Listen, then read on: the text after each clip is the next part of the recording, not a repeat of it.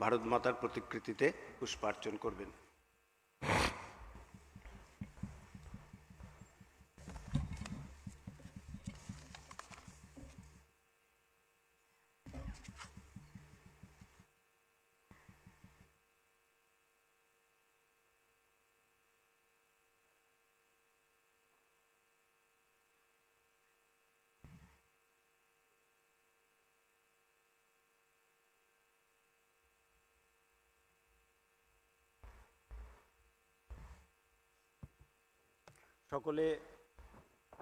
সকলে নিজে নিজের আসন গ্রহণ করবেন।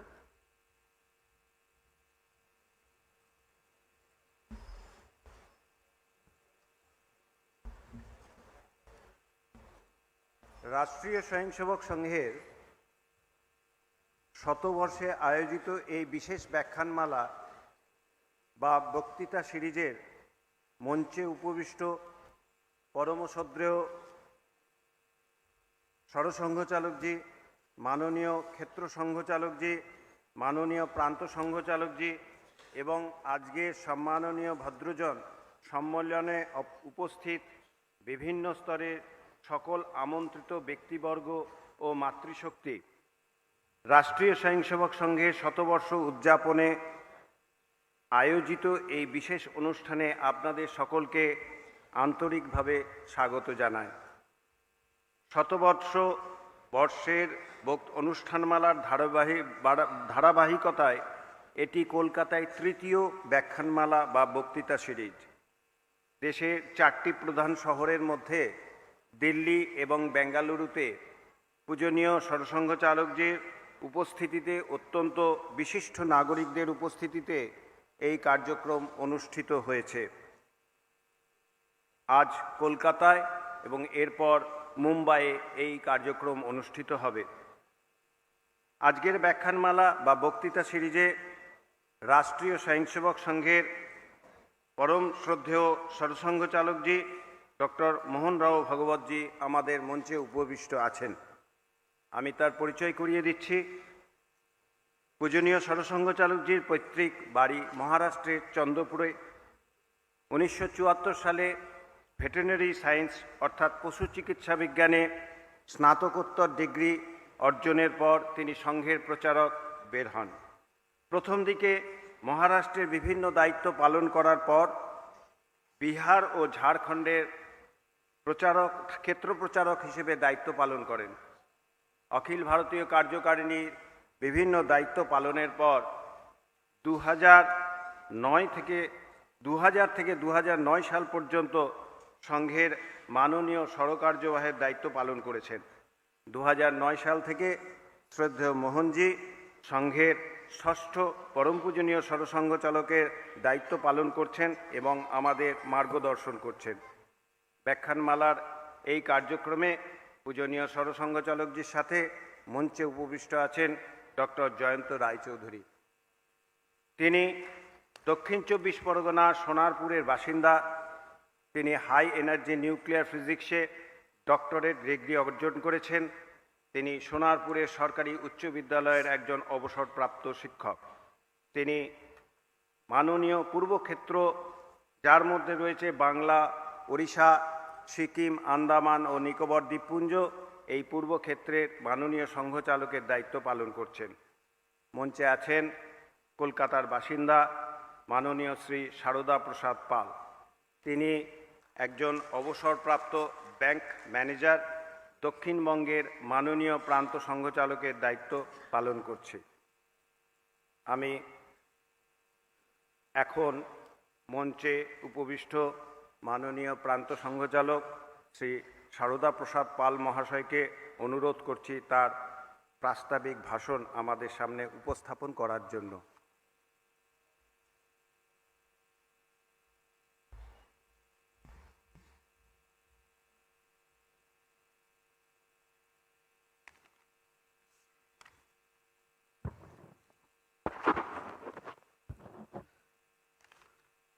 নমস্কার। মঞ্চে উপবিষ্ট পরম পূজনীয় সরসংঘচালকজি, মাননীয় ক্ষেত্র সংঘচালকজি, প্রেক্ষাগৃহে উপস্থিত সংঘের অন্যান্য অধিকারীবৃন্দ, জীবনের নানা ক্ষেত্রে সাফল্যের শীর্ষে পৌঁছেছেন এই রকম সজ্জনবৃন্দ উপস্থিত মাতা ও ভগিনীগণকে জানাই হার্দিক অভিনন্দন ও স্বাগত। স্বাগত, সুস্বাগতম। সংঘের শতবর্ষকে কেন্দ্র করে ভারতবর্ষের 4টি স্থানে এই বিশেষ কার্যক্রমের ব্যবস্থা করা হয়েছে। তার মধ্যে দিল্লি ও ব্যাঙ্গালোর কার্যক্রম সম্পূর্ণ হয়েছে। আজ কলকাতার কার্যক্রমে জন্য পূজ্য সরসঙ্ঘ চালকজির আগমন। এরপরে ফেব্রুয়ারিতে মুম্বাইয়ের কার্যক্রম হবে। গত 1925 সালে শুরু হয়ে শতবর্ষ সম্পূর্ণ করার কালেও সংঘ এক এবং অবিভাজ্য। শুধু তাই নয়, শুরু হওয়ার সময় সংঘের যা সিদ্ধান্ত, যা লক্ষ্য এবং যা কার্যপদ্ধতি ছিল আজও তা অপরিবর্তিত। ব্যক্তি নির্মাণের মাধ্যমে রাষ্ট্র নির্মাণ, এই মন্ত্রে দীক্ষিত হয়ে স্বয়ংসেবকরা নিজ জীবনে রাষ্ট্রকে সর্বোপরি স্থান দিয়েছে। গত 100 বছরে চলার পথ কিন্তু কুসুমাস্তীর্ণ ছিল না, বরং কণ্টকাকীর্ণ মার্গেই সংঘ বিস্তার লাভ করেছে। উদাহরণস্বরূপ তিনবার শুধু সংঘকে নিষিদ্ধ করা হয়েছে তাই নয়, প্রচুর স্বয়ংসেবকদের জীবন পর্যন্ত বলিদান দিতে হয়েছে। অনেক স্বয়ংসেবকের পরিবারকে অত্যাচার নিপীড়নের সম্মুখীন হতে হয়েছে। এই সব সহ্য করেও আজ সমুদ্র হিমালয়ে স্বয়ংসেবক কণ্ঠে ধ্বনিত হচ্ছে ভারত মাতার জয় হোক। সংঘ প্রতিষ্ঠাতা প্রাতঃস্মরণীয় ডাক্তার কেশব বলিরাম হেডগেওয়ারজি ডাক্তারি পড়তে কলকাতায় এসেছিলেন স্বাধীনতা সংগ্রামের অগ্নিযুগে। সেই জন্য বাংলার ভূমি তার প্রেরণাস্থল। 1939 সালে বাংলায় সংঘ কাজ আরম্ভের সাথে সাথে অনেক বিরোধের সম্মুখীন হতে হয়েছে, ফলে প্রচুর স্বয়ংসেবকদের জীবনও চলে গেছে।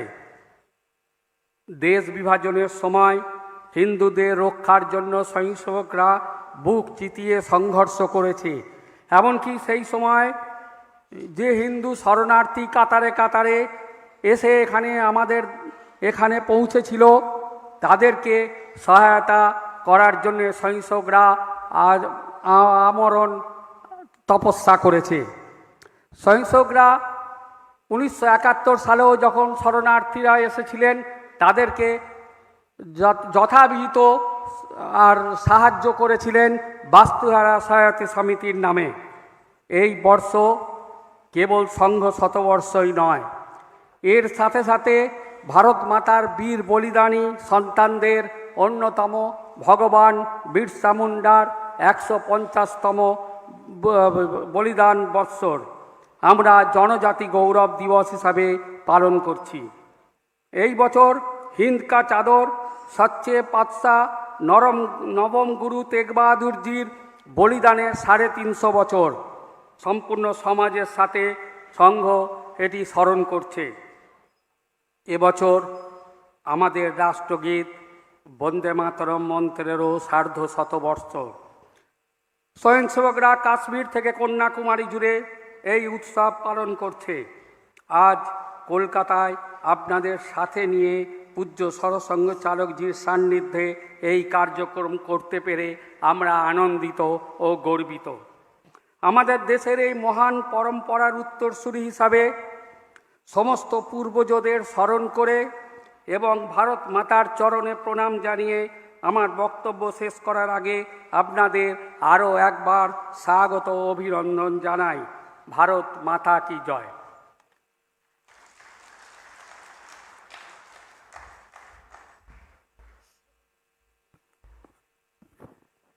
এখন একটি একক গান পরিবেশন হবে। এরপর এই একক গানের পর পূজনীয় সরসঙ্ঘ চালকজিকে বিনীতভাবে অনুরোধ করছি তার বিষয় উপস্থাপন করতে। এখন একক গীত।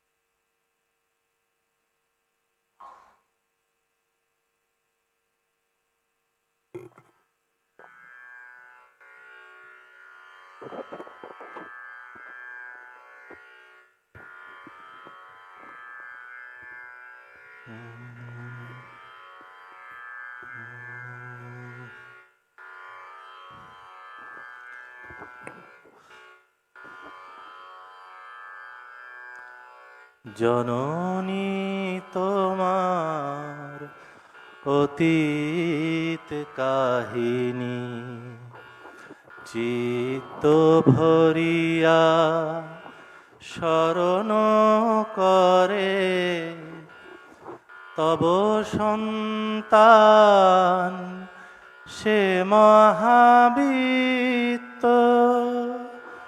নিত্য জীবনে বরণ করে। জননী তোমার অতীত কাহিনী চিত্ত ভরিয়া স্মরণ করে তব সন্তান সে মহাবীত্ত নিত্য জীবনে বরণ করে।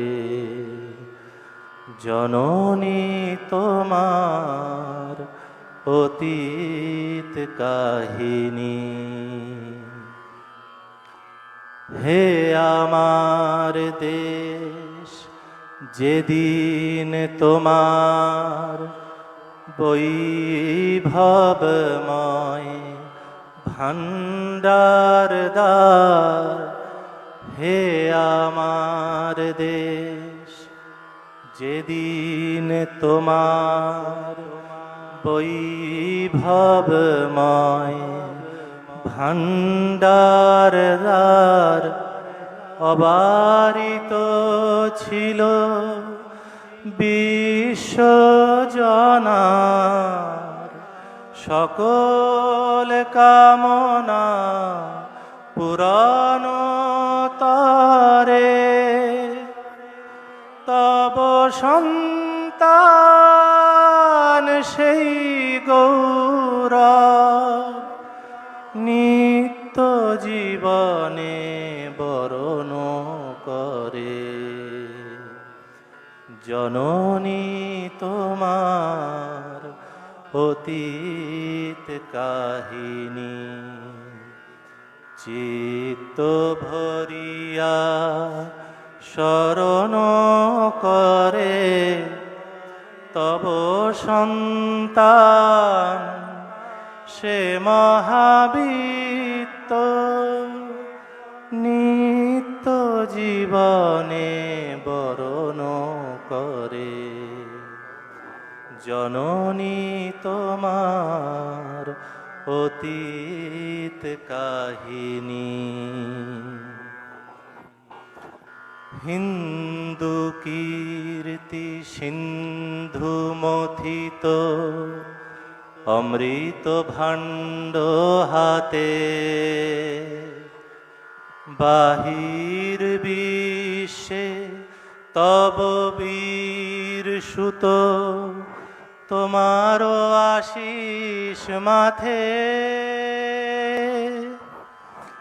হিন্দু কীর্তি সিন্ধু মথিত অমৃত ভাণ্ড হাতে, বাহির বিশ্বে তব বীর সুত তোমার আশিস মাথে। ছড়ায় পড়িল যেদিন বিশ্বজয়ের ভাবনা ভরে, সে মহাদিনের মহা ইতিহাস চিত্ত ভরিয়া স্মরণ করে। জননী তোমার অতীত কাহিনী চিত্ত ভরিয়া শরণ করে তব সন্তান সে মহাবীত্য নিত্য জীবনে বরণ করে। জননী তোমার অতীত কাহিনী বলি সিংহল জবদ্বীপের প্রান্তর মাঝে ওঠে কত মঠ কত মন্দির কত প্রস্তরে ফুল ফোটে। বলি সিংহল জবদ্বীপের প্রান্তর মাঝে ওঠে কত মঠ কত মন্দির কত প্রস্তরে ফুল ফোটে। তাদের মুখের মধুময় বাণী শুনে থেমে যায় সব হানাহানি। তাদের মুখের মধুময় বাণী শুনে থেমে যায় সব হানাহানি। ও ভূদয়ের সভ্যতা জাগে বিশ্বের ঘরে ঘরে।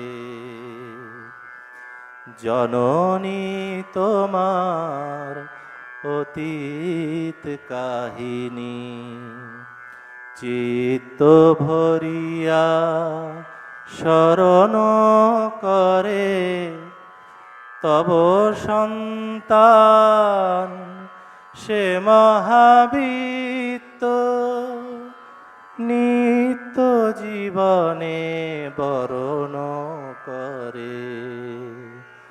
জননী তোমার অতীত কাহিনী।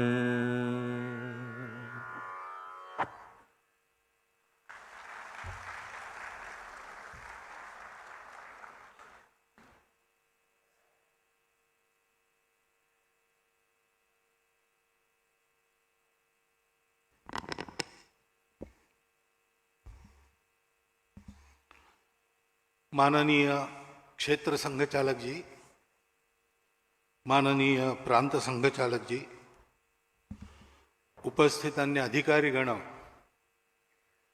नागरिक सज्जन, माता भगिनी,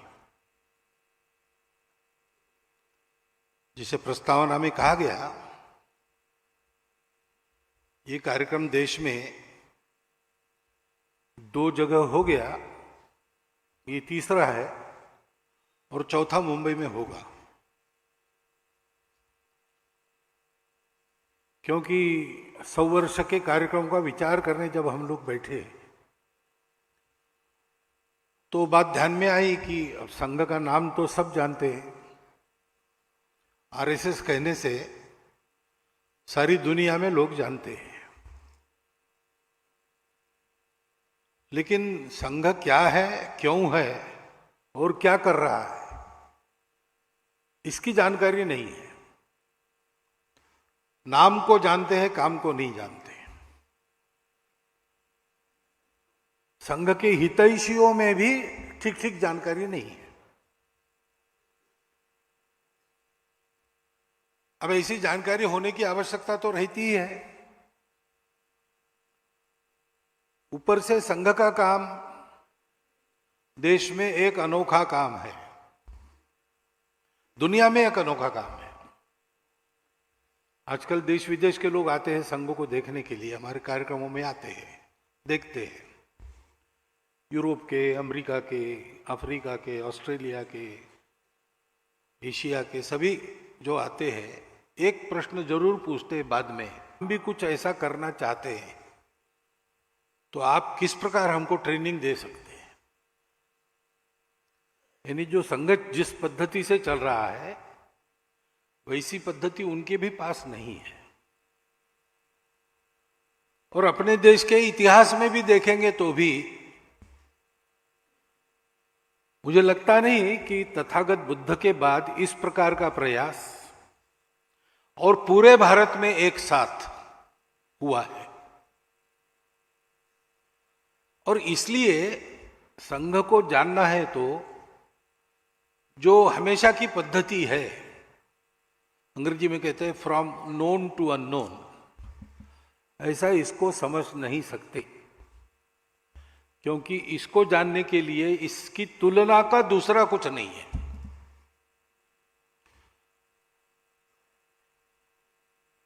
ऐसा अपने यहां सुभाषित है रामायण में, गगनम गगनाकारम सागरम सागरोपमा। आकाश कैसा है? आकाश के जैसा ही है, उसके लिए दूसरा कंपेरेबल नोन उपलब्ध नहीं है, इसलिए आकाश आकाश जैसा है, सागर सागर जैसा है। राम रावण योर युद्धम राम रावण योरिव, राम रावण का युद्ध कैसा है वो उसके जैसा वैसा वही है, दूसरा नहीं है।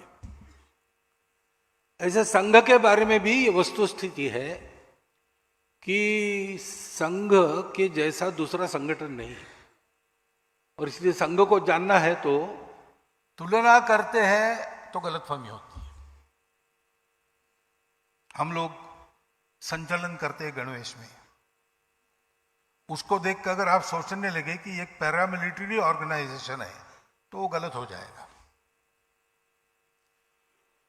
इतनी सारी सेवा करते हैं स्वयंसेवक, 1,30,000 से ऊपर छोटे बड़े सेवा प्रकल्प संघ के स्वयंसेवक विभिन्न संगठनों के माध्यम से देश भर में बिना सरकार का पैसा लिए चलाते हैं। अब कोई भी कह सकता है कि संघ एक सर्विस ऑर्गेनाइजेशन है, तो गलती होगी। संघ के स्वयंसेवक आज विभिन्न संगठनों में काम कर रहे हैं, तो कुछ लोग पॉलिटिक्स में भी है और सत्ता में भी है, इसलिए बहुत लोगों की ये प्रवृत्ति रहती है कि संघ को बीजेपी के द्वारा समझना, तो बहुत बड़ी गलती होगी। संघ को समझना है तो संघ को ही देखना पड़ता है, और देख के समझ में न आने वाला संघ है, वो अनुभव करना पड़ता है। क्योंकि आखिर देखने वाला भी अपनी अपनी दृष्टि से देखता है, और ऊपर से जो दिखता है वो कैसा है। एक मित्र, उसका दूसरा मित्र वो दृष्टिहीन था, वो बैठा था, ये मित्र जा रहा था, तो इसने ध्यान समझ में आया उसके कि ये अपना मित्र जा रहा है। उसने बुलाया, कहाँ से आ रहे हो? तो मित्र ने कहा कि भोजन के लिए गया था। तो सूरदास ने कहा कि भोजन के लिए क्या खा के आए? उसने कहा पायस खा के आया। तो इसने पूछा पायस क्या होता है भाई? अरे भाई पायस दूध से बनता है ना, सफेद सफेद बनता है। तो उसने कहा दूध तो पिया हूं मैं, लेकिन सफेद क्या होता है? उसने कहा सफेद मालूम है तुमको, बगुले जैसा। तो उसने कहा बगुला क्या होता है? मित्र को लगा कि भोजन करके आए, पायस खा के आए, थोड़ा सोना है, तो इसके प्रश्नों के उत्तर देते बैठे तो क्या होगा। उसने कहा मैं बगुले के आकार से तुमको परिचित कराता हूं, ये मेरा हाथ, तुम हाथ लगा के देख लो। उसने अपना हाथ ऐसा किया और कहा कि इसको हाथ लगा के देख लो। तो सूरदास ने उसको देखा ठीक ऐसा करके, और फिर उसने पूछा कि इतना टेढ़ा पायस तुमने खाया, तुम्हारे गले में नहीं अटका क्या?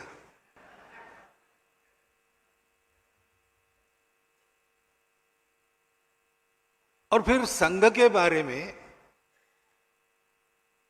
गलत नैरेटिव्स देने वाले भी लोग हैं, सरासर झूठ देने वाले भी लोग हैं।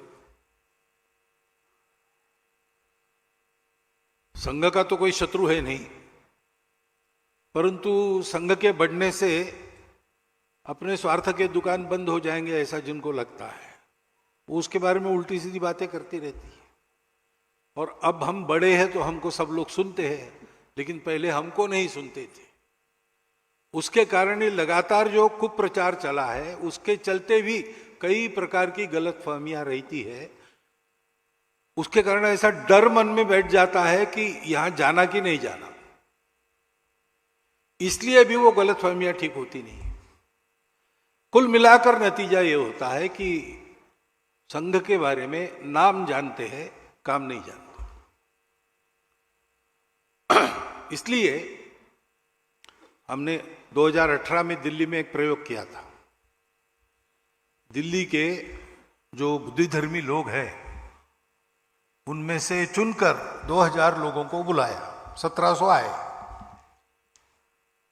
2 दिन व्याख्यान हुए, 1 दिन प्रश्नोत्तर हुआ। तो उसका अच्छा परिणाम हुआ, यानी संघ के बारे में जो गलतफहमियां थी वो दूर हो गई। इन सब लोगों को संघ का बनाना ऐसा तो उद्देश्य था नहीं, आज भी नहीं है।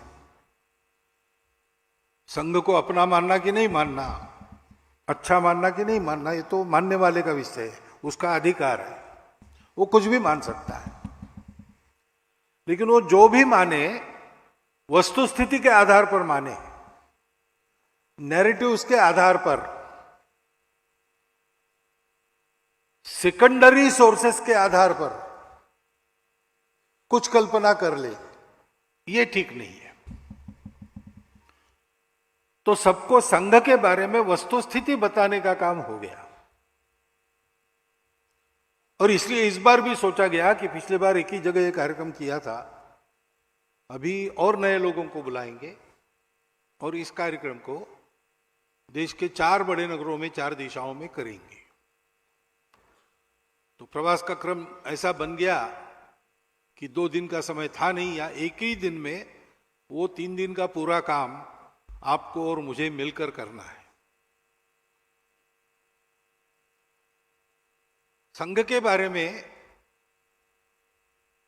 सब अपने विचार थोड़ा अलग रखकर हम संघ को प्रत्यक्ष अनुभव करें, लेकिन अनुभव करने के लिए भी इतनी आश्वस्ति चाहिए कि हाँ भाई, ये अनुभव करने लायक, परीक्षा करने लायक बात है।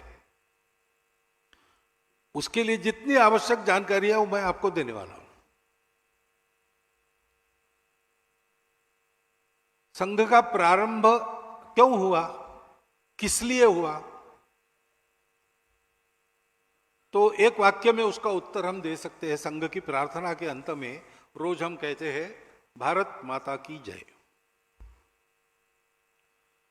विश्व में भारतवर्ष की जय जयकार हो, भारतवर्ष विश्व गुरु बने। तो भारतवर्ष के समाज में वो शक्ति पैदा हो और उसके कर्तृत्व से भारत ऐसा बने, और विश्व गुरु बने तो बनने वाला भारत ही रहे। क्योंकि भारत केवल भूगोल नहीं है, भारत एक स्वभाव का नाम है, भारत एक परंपरा का नाम है। तो वो परंपरा, वो स्वभाव कायम रखते हुए भारत विश्व का गुरु फिर से बने, इसके लिए भारतवर्ष के समाज को तैयार करने का काम संघ है। संघ किसी राजनीतिक उद्देश्य से नहीं निकला। संघ किसी की स्पर्धा में नहीं चला है। संघ किसी परिस्थिति की प्रतिक्रिया में नहीं शुरू हुआ, और न ही संघ किसी के विरोध को मन में लेकर खड़ा हुआ। यह संघ हिंदू समाज के संगठन, उन्नति और संरक्षण के लिए चला है।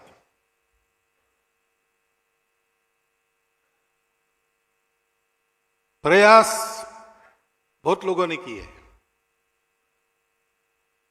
1857 में ब्रिटिशों के खिलाफ अपना एक संघर्ष हुआ, देशव्यापी संघर्ष हुआ, परंतु हम लोग उसमें हार गए।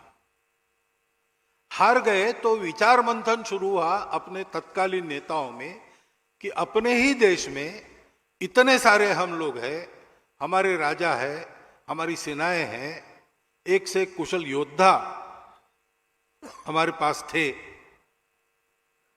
ये सब होने के बाद भी मुट्ठी भर अंग्रेज बाहर से आए और उन्होंने हमारे देश को जीता और हमको परास्त किया। ये क्यों हुआ? तो मंथन में से एक उत्तर मिला, उसकी एक धारा बन गई कि भाई अभी हार गए तो क्या हुआ, फिर से यही सशस्त्र प्रतिकार करना चाहिए और अंग्रेजों को शस्त्राचार के द्वारा भगा देना चाहिए। तो 1857 में तो कंपनी का राज्य बाद में गया और रानी का राज्य आ गया, इन्हें हम पूरे गुलाम बन गए, हमारे राजा मांडलिक बन गए, तो हमारी अपनी सेना तो थी नहीं। तो फिर क्रांतिकारक गतिविधि के रूप में तब से जो चला है शस्त्राचार के द्वारा विदेशी आक्रमकों को खदेड़ देने वाला प्रवाह, वो सुभाष बाबू के 1945 में अंतर्धान होने के बाद ही समाप्त हुआ। 47 में हम स्वतंत्र हुए, फिर उसकी आवश्यकता नहीं रही। स्वातंत्र्य वीर सावरकर जैसे लोगों ने 60 के दशक में अभिनव भारत नामक उनकी जो क्रांतिकारी संस्था थी उसका बाकायदा समापन किया। लेकिन इस अल्पावधि में लगभग 90 वर्षों में उस धारा ने हमको ऐसे दैदीप्यमान महापुरुष दिए, ऐसे चरित्र दिए, जिनका कीर्तन करके आज भी हमको जीवन में प्रेरणा मिलती है। दूसरा एक विचार रहा कि भाई लड़े तो हम उस समय, लेकिन सेना लड़ी, राजा लड़े, समाज तो अपने घर में बैठा था। ऐसा नहीं कि समाज स्वतंत्रता के विरुद्ध था, समर्थन तो था, लेकिन इसमें हमको कुछ करना होता है ये उसको पता नहीं, क्योंकि आधुनिक राजनीति की उसको समझ नहीं है। और इसलिए राजनीतिक जागृति भारतीय जनता की आवश्यक है। और इसलिए इंडियन नेशनल कांग्रेस को माध्यम बनाकर अपने तत्कालीन नेताओं ने उसको राजनीतिक जागृति का और स्वतंत्रता के संघर्ष का एक हथियार बना दिया। और उसके चलते भारत में व्यापक जन जागृति हुई। क्रांतिकारकों की धारा के साथ साथ आंदोलन की धारा इधर से चली, और ये जो सारी जनता जागृत हुई, वो जो करती रही उस समय वो देश के लिए करती रही। जो आंदोलन में थे, जेल में जाना पड़ा, लाठी खानी पड़ी, वो किया। जो नहीं कर सकते थे उन्होंने ऐसे सत्याग्रही के शिविरों में उनके भोजन की व्यवस्था की। आदमी चरखा भी चलाता था, देश के लिए चलाता था। चरखा चला चला के लेंगे स्वराज लेंगे। चरखा चलाने से स्वराज मिलेगा ऐसा नहीं है, लेकिन सामान्य आदमी अपने जीवन में जीता था और कहता था कि मैं जी रहा हूं, देश के लिए जी रहा हूं। मैं देख रहा हूं मेरा जीना देश के छोटे मोटे काम में आए। सेतु बंधन में बड़े बड़े पत्थर लाने वाले वानर भी रहे, लेकिन एक गिलहरी सा एक रेती का कण में झाड़ू हुआ। इस भावना से समाज जागृत हुआ, और इन दोनों प्रयासों का सुपरिणाम हमको स्वतंत्रता मिली।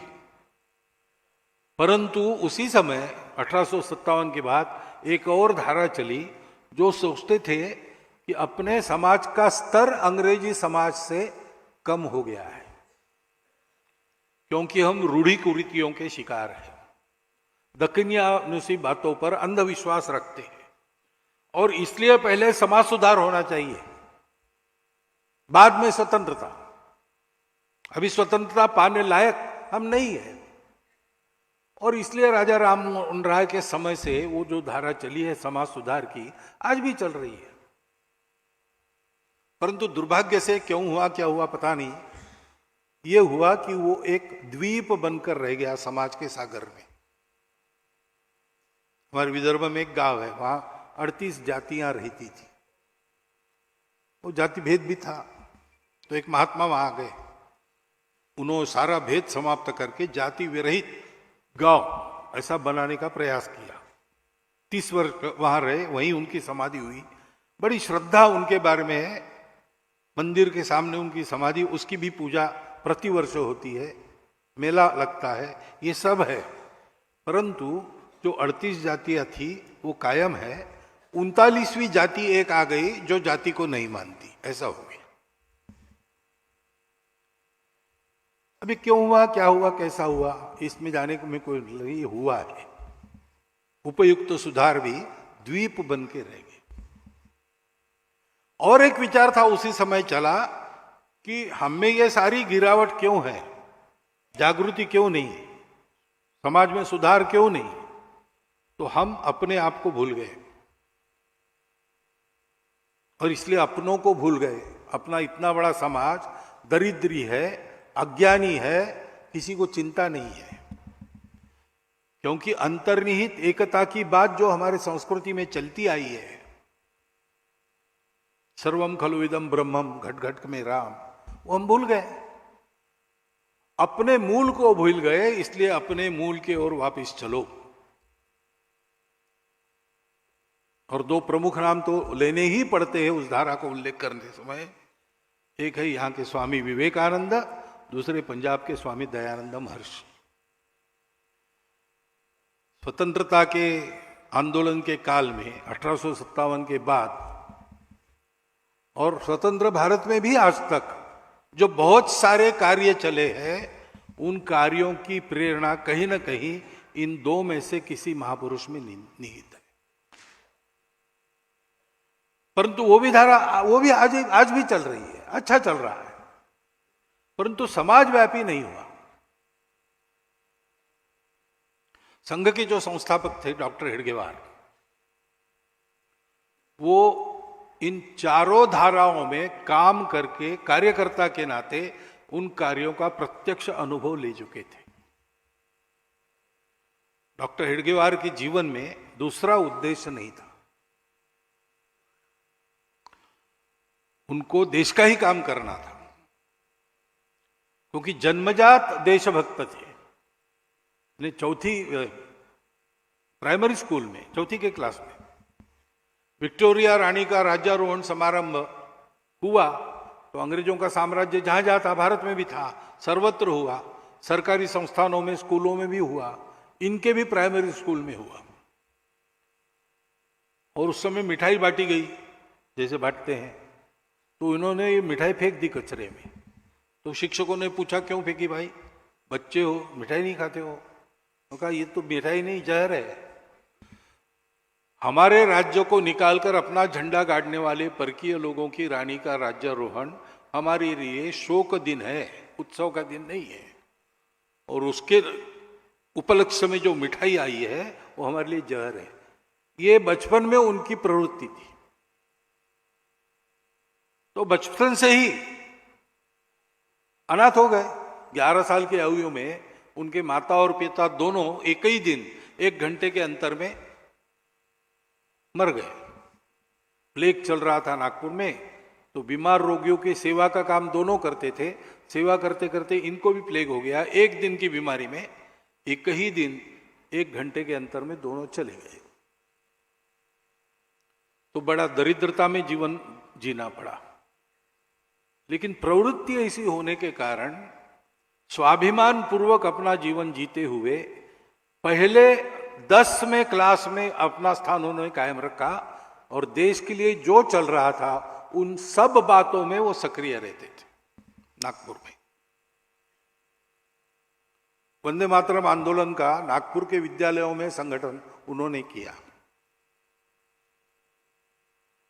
और जब ये स्कूल के इंस्पेक्टर आए स्कूल में, तो उनका स्वागत वंदे मातरम की घोषणाओं से हुआ। तो अंग्रेज सरकार जागृत हो गई, उनके कान खड़े हो गए। उन्होंने नागपुर के सब विद्यालय बंद कर दिए और पता लगाना शुरू किया कौन है इसके पीछे। नागपुर के उस समय के नामवर बड़े नेता जो थे वो तो थे ही पीछे से, परंतु जिनके हाथों ये काम हुआ वो डॉक्टर हेडगेवार और उनकी एक टोली थी। लेकिन उसका पता नहीं लगा। 4 महीने तक स्कूल बंद रहे, छानबीन चलती रही, पता कुछ नहीं लगा। तो फिर एक नॉमिनल अपोलॉजी के साथ विद्यालय शुरू करना ऐसा शुरू हुआ कि बच्चे आएंगे, गेट पर हेडमास्टर खड़े रहेंगे, अंदर आते हुए प्रत्येक बच्चे को पूछेंगे गलती हुई ना, मुंडी हिलाना, मुंडी हिलाया तो प्रवेश। स्कूल शुरू हो गए। लेकिन 2 लोगों ने इतना भी करने से इनकार कर दिया। उसमें एक डॉक्टर हेडगेवार थे। स्वप्न में भी हम हमारे माता को वंदन करना, वंदे मातरम करना, ये गलत है ऐसा कह नहीं सकते, तो हम माफी कैसे मांगेंगे? हम विचार ही नहीं कर सकते मुंडी हिलाने का, तो रस्टिकेट हो गए। ऐसे विद्यार्थियों के लिए उस समय राष्ट्रीय विद्यालय रहते थे, वहां पर उन्होंने प्रवेश लिया, उसको भी अंग्रेजों ने बंद कर दिया। तो निजी तौर पर परीक्षा में बैठे और फर्स्ट क्लास में पास हो गए। इसलिए नागपुर के नेता ने सोचा कि ये बड़ा होनहार बालक है, संघर्षशील है, कष्ट सहन करने की आदत है, और सबसे अधिक बात इन्हें प्रामाणिक है, इसको कलकत्ता डॉक्टरी पढ़ने के लिए भेजेंगे। तो उन्होंने चंदा करके, थोड़ी सी व्यवस्था करके डॉक्टर साहब को यहाँ कलकत्ते में नेशनल मेडिकल कॉलेज में प्रवेश दिलवा दिया। यहाँ आना और फीस का प्रबंध हो गया, खाना और रहने का प्रबंध नहीं था। तो उधर के 2 विद्यार्थी यहाँ एक लॉज में रहते थे, उनके पलंगों के बीच में अपनी पट्टी बिछाकर वो सोते थे। और भोजन का टिफिन 3-4 लोगों का आता था, उसमें इनका भी भोजन निकल जाता था। ऐसे कुछ दिन करना पड़ा उन्हें। परंतु भेजा इसलिए नहीं था कि केवल डॉक्टर बनेंगे, भेजा इसलिए, डॉक्टरी तो बहाना था। यहां अनुशीलन समिति थी, उस समय क्रांति कार्य का सारा समन्वय अनुशीलन समिति से के द्वारा होता था। तो उससे संपर्क करना, ये काम उनको दिया गया। और पश्चिम भारत में क्रांति कार्य का श्री गणेश करना, उन्होंने दोनों काम अच्छे किए। डॉक्टरी भी 4 साल के बाद फर्स्ट क्लास में पास हो गए, और महाराष्ट्र यानी राजस्थान से आंध्र तक के इलाके में क्रांतिकारकों को बसाना, उनकी व्यवस्था करना, शस्त्र आदि पहुंचाना, योजना बनाना, ये सारा संगठक का काम उन्होंने किया। लेकिन वो विफल हो गया आंदोलन। आंदोलन विफल हो गया तो डॉक्टरी पढ़ने के बाद उन्होंने प्रतिज्ञा ली थी अनुशीलन समिति के प्रवेश में, जो प्रतिज्ञा लेनी पड़ती थी काली माता के मूर्ति के आगे, कि इस जन्म में देश का ही विचार करूंगा, मेरा अपना करियर वगैरह सारी बातें अगले जन्म के लिए। तो उनको एक नौकरी चलकर आई थी बर्मा में, 3000 रुपया महीना उस समय की, लेकिन उन्होंने प्रिंसिपल को कह दिया कि मुझे पैसा कमाना नहीं है, मैं देश का काम करने वाला हूं। नागपुर में आए तो चाचा जी ने विवाह के बारे में पूछा, उन्होंने कह दिया कि ये मेरा विचार नहीं है, मैं देश के लिए ही काम करूंगा, कठिन पथ है, कुछ भी कष्ट सहन कर पड़ सकते, मैं करूंगा, और किसी को मेरे साथ लेकर ये नहीं करूंगा, इसलिए अविवाहित रहना है। प्रैक्टिस नहीं की, अविवाहित रहे। और असहयोग आंदोलन चल रहा था, उसमें गांव गांव गए, भाषण दिए, जागृति की, तो उन पर राजद्रोह का अभियोग चला, सेडिशन। उसमें आंदोलन में बहुत लोगों पर अभियोग चलते थे, लेकिन तय ये था कि सजा भुगतना, बस डिफेंस नहीं देना कोर्ट में। लेकिन इन्होंने कहा कि मैं डिफेंस देता हूं, क्योंकि और एक भाषण मेरा होगा, और उस समय जनता और पत्रकार भी रहते थे कोर्ट में, तो मुझे प्रचार का और एक मौका मिलेगा। तो उनका भाषण जो डिफेंस का था, उन्होंने शुरू यहां से किया कि न्यायाधीश साहब मुझे ये बताओ कि किस कानून के तहत अंग्रेज लोग यहां आकर भारत पर राज्य कर रहे हैं। स्वतंत्रता तो प्रत्येक मनुष्य का जन्मसिद्ध अधिकार है, ये सारी दुनिया मानती है। तो कोई कानून है क्या अंग्रेज हम पर राज कर रहे? नहीं है। और इसलिए अंग्रेजों का राज्य इल्लीगल है, आपका कोर्ट इल्लीगल है, आप भी इल्लीगल जज हो, मैं आपके अधिकार को मानता ही नहीं हूं। मैंने यही बताया देशवासियों को कि स्वतंत्र होना हमारा अधिकार है, और स्वतंत्र कैसे होना ये मैंने उनको बताया। सर्वसम्मत कानून के आधार पर जो है वो मैंने बताया, मैंने कोई गुनाह किया नहीं, और मैंने किया गुनाह कि नहीं गुनाह इसका निर्णय आप नहीं कर सकते, क्योंकि मैं आपको मान्यता नहीं देता। तो उनको 1 साल सश्रम कारावास की सजा देते समय मैजिस्ट्रेट ने रिमार्क लिखा, ऑबिटर डिक्टा कहते हैं ना, ऐसा लिखा कि इनके जिन भाषणों के कारण इन पर आरोप लगा है उससे इनका डिफेंस का भाषण ज्यादा सेडिशियस है, ऐसे वो थे।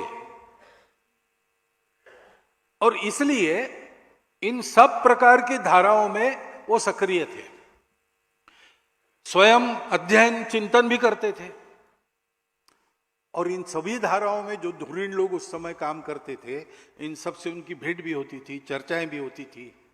लोकमान्य तिलक, महात्मा गांधी, वीर सावरकर, सुभाष बाबू, भगत सिंह, राजगुरु, मदन मोहन मालवीय, ऐसे अनेक लोगों से उनकी बातें होती, सुभाष बाबू से भी। उसमें से उनको एक बात ध्यान में आई कि मेरा अध्ययन और चिंतन मुझे जो बता रहा है वही एक बात सबके मन में है। और वो बात क्या है कि सबको लगता था कि देश की एक समस्या उठाकर उसको ठीक करने के लिए हमने अपना जीवन लगा दिया, और इसलिए ये समस्या कभी न कभी ठीक हो जाएगी। परंतु समस्या फिर से नहीं आएगी, इसकी गारंटी क्या है?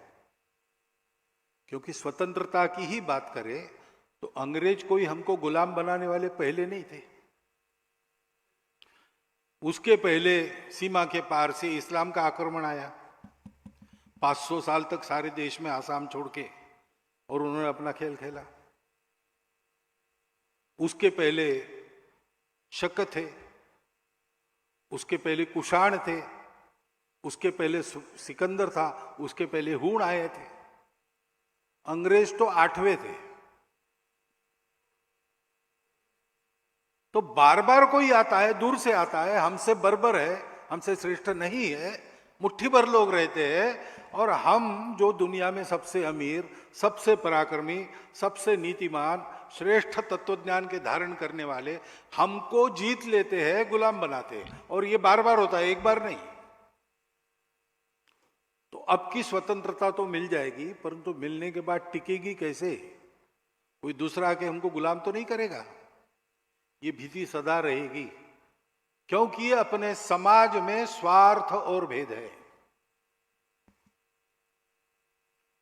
तो स्वार्थ भेद रहित एक समाज हमारा बन जाए, और इसके चलते अनुशासनहीनता, अज्ञान वगैरह सारे दोष है, तो कुछ गुणवत्ता बन जाए, तभी ये होगा कि समस्या फिर से नहीं आएगी। हम काम कर रहे हैं, अभी के लिए उपाय हो जाएगा, परंतु हमारा काम पूरा तब होगा जब ये काम हो जाएगा। समाज की एकता, समाज की गुणवत्ता, ये किसी को करना चाहिए, क्योंकि हमने यहां समय लगाया, हमको दूसरा समय नहीं है, फुर्सत नहीं है। तो फिर डॉक्टर हेडगेवार ने सोचा कि अगर ऐसा है और सब बड़े बड़े लोग इतने बड़े कामों में लग गए हैं, तो सबके काम को पूर्ण करने वाला ऐसा ये काम कैसे करना, मैं प्रयोग करता हूं। त्रैलोक्यनाथ चक्रवर्ती जी को मिलने आए थे, डॉक्टर ही होकर नागपुर गए उसके बाद, या उस समय ही आए थे, और उनसे उनकी चर्चा हुई। तो यही चर्चा हुई कि ऐसा कुछ करना पड़ेगा, और डॉक्टर हेडगेवार ने उनको कहा कि दादा मुझे लगता है कि ये काम मुझे ही करना पड़ेगा।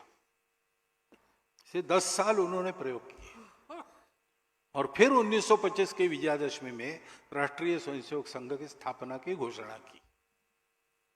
मैं ये इसलिए बता रहा हूं कि जो पहले मैंने कहा, संघ कंपटीशन नहीं है, संघ रिएक्शन नहीं है, संघ अपोजिशन नहीं है, संघ अचीवमेंट के लिए भी काम नहीं करता। Sangh has come to fulfil, not to destroy.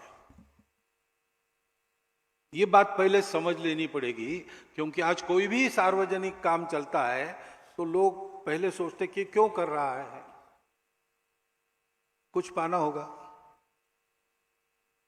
किसी के साथ स्पर्धा होगी, यही सोचते हैं। संघ के जन्म में ये कुछ भी कारण नहीं है, बस डॉक्टर हेडगेवार के हृदय की व्यथा, देश की दुर्वस्था, संघ बन फूट निकली, हृदय की व्यथा संघ बन फूट निकली, ऐसा हम वर्णन करते हैं एक गीत में। ऐसे संघ शुरू हुआ। डॉक्टर हेडगेवार ने जो अनुभव किया उसके आधार पर उन्होंने कहा कि संपूर्ण हिंदू समाज का संगठन करना है। और संपूर्ण समाज संगठित होना मुश्किल बात है, होता नहीं। आज ही अपनी संख्या अगर 142 करोड़ है, हिंदू कहने वाले 100 भी माने जाए, 100 करोड़, तो 100 करोड़ तो एक संगठन में आएंगे नहीं, कभी संभव नहीं है और उचित भी नहीं है। परंतु ऐसे लोग रहते हैं जिनका बाकी लोग अनुकरण करते हैं। महाजनों ये न गतस्स पंथा, ऐसा अपने यहां कहा है, गीता में कहा है, यद्यदाचरति श्रेष्ठ तत्तदेवेतरो जना। तो समाज के श्रेष्ठ जन जो करेंगे उसकी फैशन बनती है, उस वातावरण में समाज अपने आचरण का परिवर्तन करता है।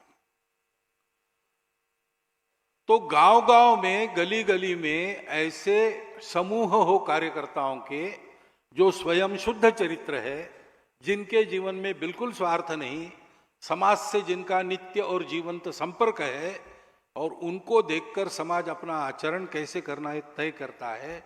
ऐसा देशव्यापी कार्यकर्ताओं का समूह चाहिए। ऐसा समूह खड़ा करने के लिए ऐसे व्यक्तियों का निर्माण करना पड़ेगा। व्यक्ति निर्माण के द्वारा देशव्यापी कार्यकर्ताओं के समूह के अभिसरण से वातावरण, उस वातावरण में सामाजिक परिवर्तन, समाज का संगठन, इसी को हम कहते हैं लोक संग्रह। अच्छा शब्द वो है, लोक संपर्क, लोक संस्कार, और फिर संस्कारित लोगों की अच्छे कार्य में योजना, इसको लोक संग्रह कहा गया है। उन्मार्गगामी नहीं होने देना, लोगों को सन्मार्गगामी बनाना। इसलिए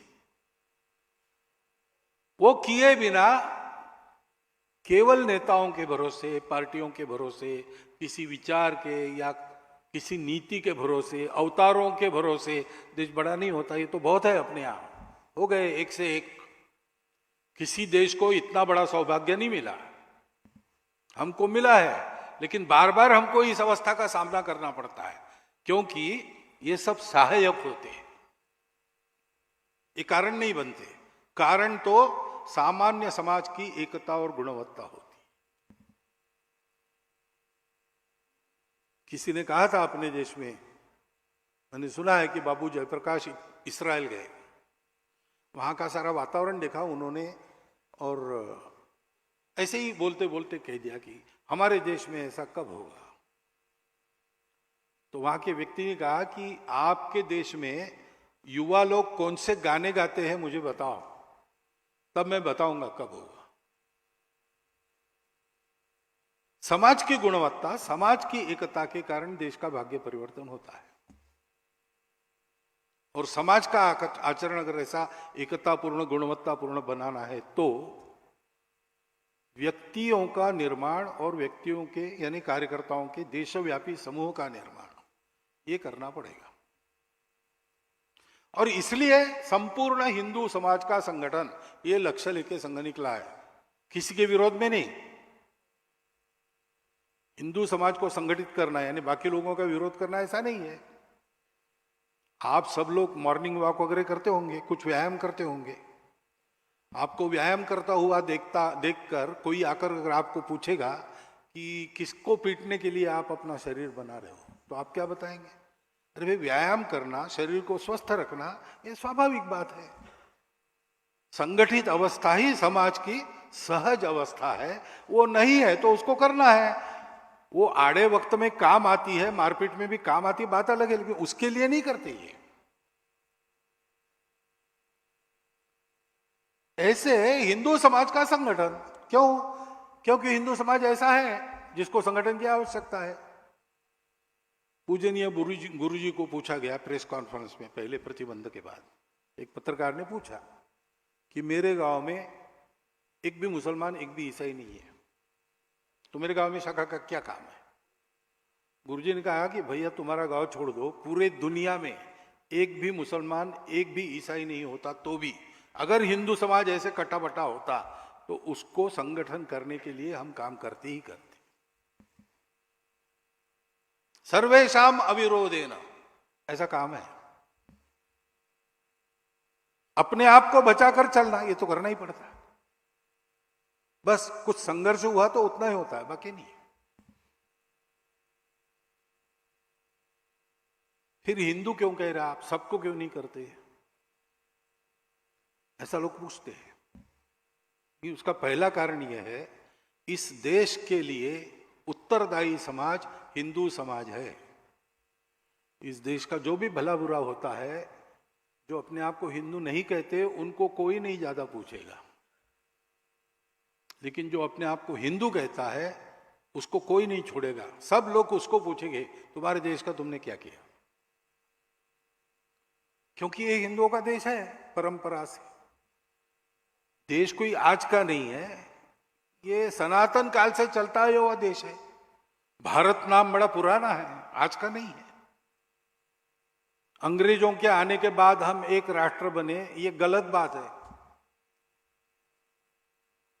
1940 तक इसको कोई नहीं मानता था, सब लोग मानते थे भारत सनातन कालों से चलने वाला, सनातन काल से चलता आया हुआ राष्ट्र है, एक राष्ट्र है। योगी अरविंद ने तो कहा ही है उत्तरपाड़ा के भाषण में। लेकिन रजनी पामे दत्ता, कम्युनिस्ट पार्टी के फाउंडर मेंबर जो थे, उन्होंने 1932 में पुस्तक लिखी। 1972 में उसको रिवाइज किया गया। आज भी ये बात उसमें लिखी हुई मिलती है। उन्होंने अंग्रेजों को कहा कि आपको लगता है कि आपके आने के कारण हमको ये डेमोक्रेसी वगैरह सारी चीजें मिली, ये आपकी गलत बात है। आप नहीं होते तो भी हमारे वेदों के भरोसे हम ये सब कर लेते। अब ये हमारे वेद कब से है भाई? सबसे प्राचीन साहित्य है दुनिया का, हमारा देश तब से है। तब से इस देश की एक विशेषता को देखकर इसको भारत कहा गया है। ये सब लोग ज्ञान साधना में और प्रकाश की साधना में रत रहते हैं। तमसो मां ज्योतिर्गमय, इस प्रयास में ये सब लोग रहते हैं और इसलिए ये भारत है। और दूसरी बात है कि केवल इस देश के लोग हैं जो सभी विविधताओं को स्वीकार करते हैं, उसका सम्मान करते हैं, रास्तों को लेकर झगड़ा नहीं करते कभी भी। कहते हैं कि सब रास्ते एक ही जगह मिलेंगे। रुचि नाम वैचित्र्यात रुजु कुटिल नाना पथयुताम नृणाम एको गम्यस्त्वमसि प्रण पैसा मरना वही। रुचि प्रकृति के कारण टेढ़े मेढ़े सीधे साधे अनेक प्रकार के रास्ते होते हैं, लेकिन मनुष्यों को भगवान की ओर ही जाना है। जैसे कहीं पर पड़ेगा पानी तो जाएगा सागर में। इस बात के चलते सभी विविधताओं को सत्य मानने वाला, स्वीकार करने वाला, आदर करने वाला और ये कहने वाला कि अपनी अपनी श्रद्धा पर पक्के रहो, दूसरों की श्रद्धाओं का सम्मान करो, भद्र व्यवहार आपस में करके मिलकर चलो। संगच्छध्वम संवदध्वम संवो बनावसी जानता। ये जिसकी विशेषता है वो भारत देश है। ये दोनों विशेषताएं इस देश में चलती आई, इस देश के अच्छे दिनों में भी और बुरे दिनों में भी। यहां के लोगों ने इसको नहीं छोड़ा, अभी तक उसको संभाल कर लाया है, क्योंकि कभी कभी दुनिया को आवश्यकता पड़ती तब इसी देश से उनको ये सारा पाते मिलता है। ये किसने किया है? परंपरा से जिसने ये किया है उसको हिंदू नाम है। हिंदू नाम किसी पूजा का नाम है क्या? किसी एक खान पान रीति रिवाज का नाम है क्या? एक भाषा, एक भूषा, इसका नाम है क्या? ऐसा नहीं है। हिंदू वास्तव में नाम भी नहीं है। हिंदू एक विशेषण है, एडजेक्टिव है। हम उसका नाम जैसा आजकल उपयोग करते हैं, ये हमारी गलती है। इस स्वभाव के जो लोग हैं उनकी पूजा कोई भी हो, स्वदेशी हो या विदेशी हो, उनकी भाषा कोई भी हो, स्वदेशी हो या विदेशी हो, उनके खान पान, रीति रिवाज सब कुछ अलग अलग होने के बाद भी ये अगर मानते हैं तो वो हिंदू संस्कृति के अंदर, हिंदू धर्म के अंदर चल रहे। फिर से धर्म यानी रिलीजन नहीं, संस्कृति यानी कल्चर नहीं, ये अपने शब्द है, अपनी परंपरा के शब्द है। उसके अर्थों के बारे में आज मैं नहीं बोलूंगा, आप लोग अध्ययन कर सकते हैं। सर्व समावेशक, सबको, सबका कल्याण चाहने वाला, सारी पृथ्वी को कुटुंब मानने वाला, विश्व एक घर बनकर रहे ऐसी कल्पना करने वाला, इस देश का ये विरासतदार है, वो हिंदू है। वो इस देश से क्यों जुड़ा है? क्योंकि इस देश के कारण ही हम ऐसे बने हैं। अपनी मातृभूमि सुजल सुफल मलय शीतल थी, उस समय जनसंख्या भी कम थी, इसलिए स्ट्रगल फॉर एग्जिस्टेंस वगैरह हमारे यहां नहीं हुआ। सब खा सकते थे, सब मेहनत करते थे, खाते थे, भरपूर था। और उस समय तो पहाड़ और सागर लांग के कौन देश में आएगा? बाहर से कोई आ नहीं सकता था। इक्के दुक्के आ गए तो उनको हम बसा लेते थे। अरे हमारी देवी देवता अलग है तो हमारे पहले से 33 करोड़ है। हमारी भाषा अलग है, हमारी पहले से भाषाएं अनेक है। और इसलिए ना हमको बाहर लड़ने की जरूरत पड़ी, अंदर लड़ने की जरूरत पड़ी। और हमको फुर्सत भी मिली। उस फुर्सत का उपयोग हमने सुख का निदान खोजने के लिए किया। दुनिया बाहर खोज के रुक गई, हम अंदर खोजते चले गए, तो हमको बात मिली, यूनिटी ऑफ एग्जिस्टेंस, सारा अस्तित्व एक है और हम सब लोग उस अस्तित्व के अंग हैं। हमारी सारी विविधता उस एकता से निकली है, उसी का आविष्कार है, उसी का श्रृंगार है। ये हुआ और इसलिए ये मातृभूमि हमारी, इसने हमको अन्न पानी पोषण तो दिया, रहने के लिए आसरा दिया। इतना ही नहीं, हमको संस्कार भी दिया जैसे माता देती है। इसलिए भारत माता है, उसको माता मानकर पुत्र भाव से उसकी सेवा करने वाला वो हिंदू है। और ये केवल मैं भाषण में बोल रहा हूं ऐसा नहीं, अपना हजारों वर्षों का इतिहास देख लीजिए। इस धर्म संस्कृति के मूल्यों के लिए, उनको सरसाने के लिए, उनको सुरक्षित रखने के लिए खून पसीना हमारे पूर्वजों ने बहाया है। उन्हीं का सारे भारत में आदर है।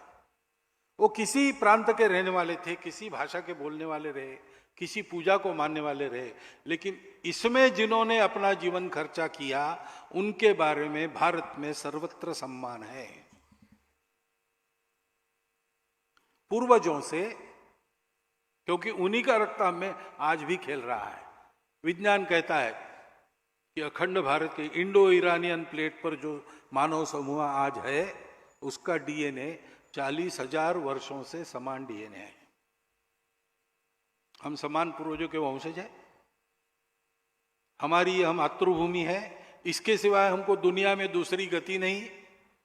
भावनिक विचार कीजिए या वास्तविक विचार कीजिए, भारत की प्रतिष्ठा दुनिया में हमारी प्रतिष्ठा है, भारत की सुरक्षा दुनिया में हमारी सुरक्षा है।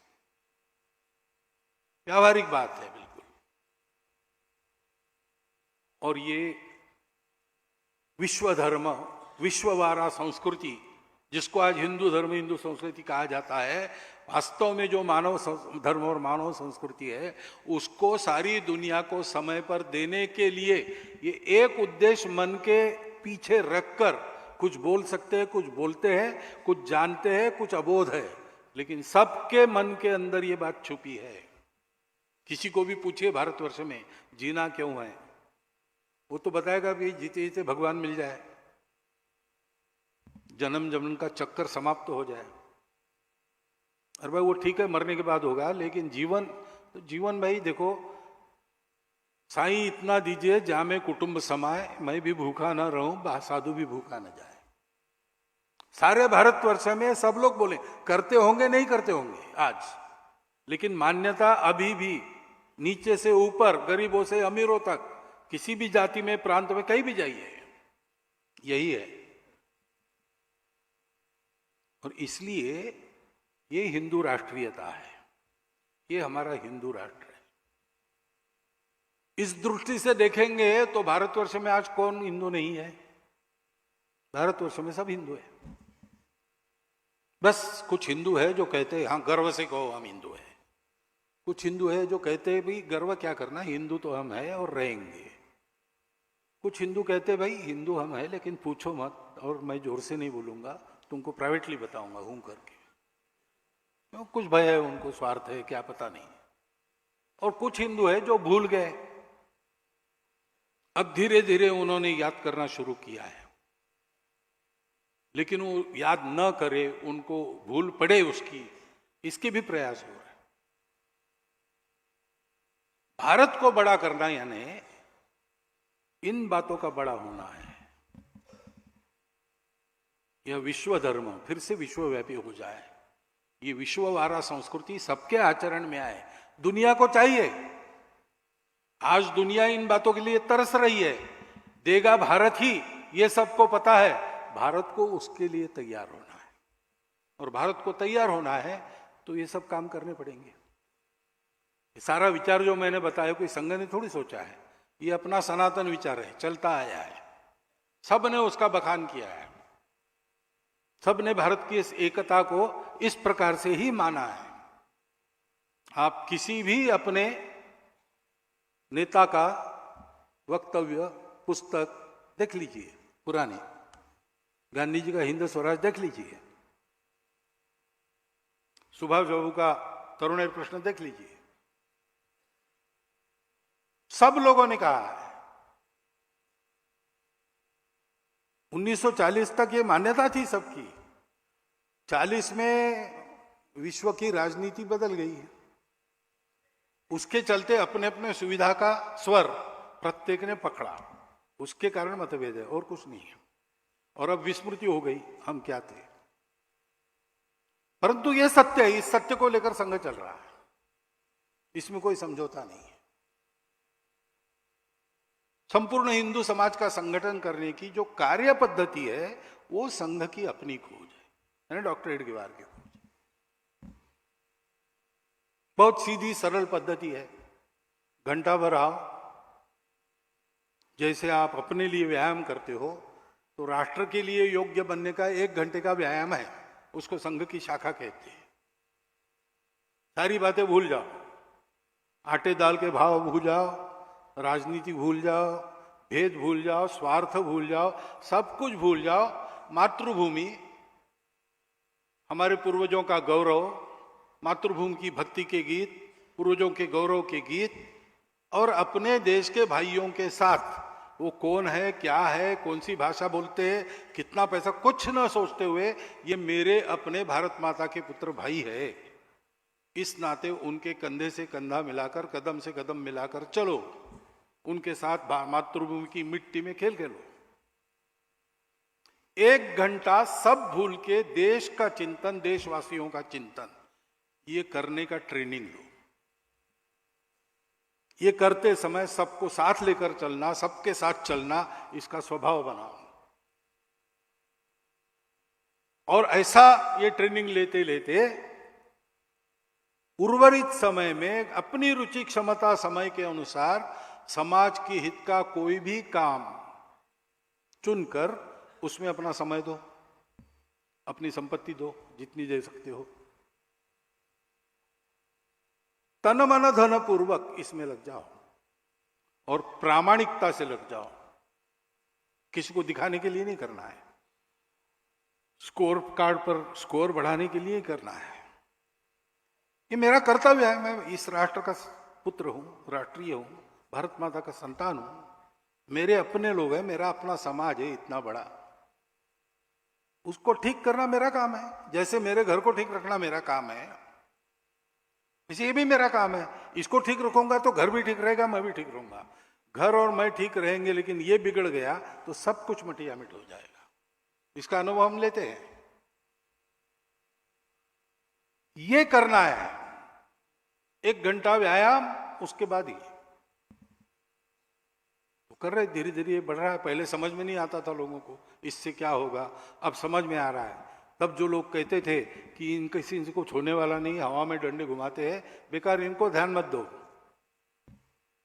आज वो लोग कहते रहे सावधान रहो इनसे, छोटा भी बालक आ गया, नहीं नहीं नहीं, क्या, अरे आगे बहुत बड़ा हो जाता है।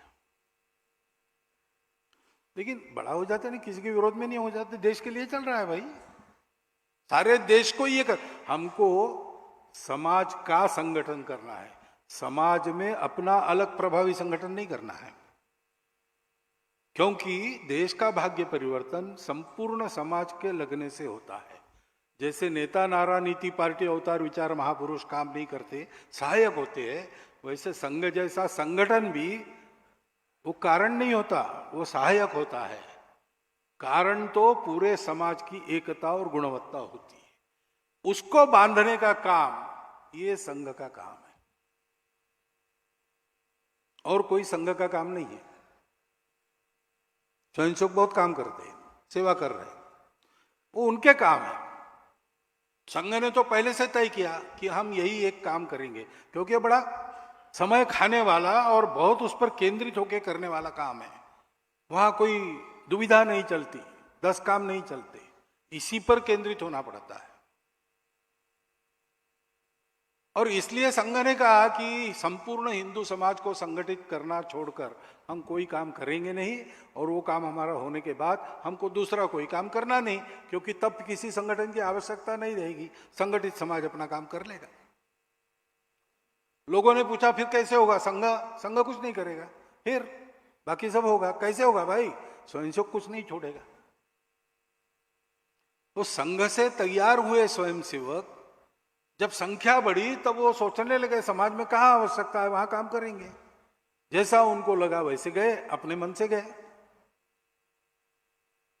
वहां उन्होंने काम खड़े किए, अथवा पहले से चल रहे थे अच्छे काम उसमें शामिल हो गए। चल पड़े ये काम तो उनको सहायता की आवश्यकता हुई, तो सहायता संघ ने की, आज भी करता है और सबको करता है। अच्छे काम के लिए कोई भी आता है तो हम उसका विचार नहीं देखते, हम उसकी पार्टी भाषा भूषा कुछ नहीं देखते, काम अच्छा है, समाज के हित का है और प्रामाणिकता से निस्वार्थ बुद्धि से चल रहा है, तो हम सबको मदद करते हैं। मैं अनेक उदाहरण बोल सकता हूं, लेकिन बताना ठीक नहीं है। एक तो अपनी जाहिरात भी करनी नहीं है और शायद कठिनाई होगी किसी को, लेकिन सबको हम मदद करते हैं।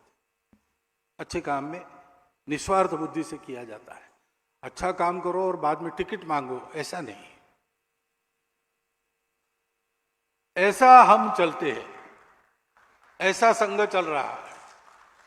100 साल चला है, आसानी से नहीं चला है, बहुत कष्ट हुए, क्योंकि पहले तो डॉक्टर हेडगेवार अकेले ही थे जो ऐसा सोचते थे। तो ये 1 से दशलक्ष होकर कोटियों को है बुलाते, ये अवस्था कैसे आई और इस अवस्था को पाने के बाद अब आगे हमारा क्या विचार है, इसके बारे में जानकारी मैं अगले वक्तव्य में दूंगा।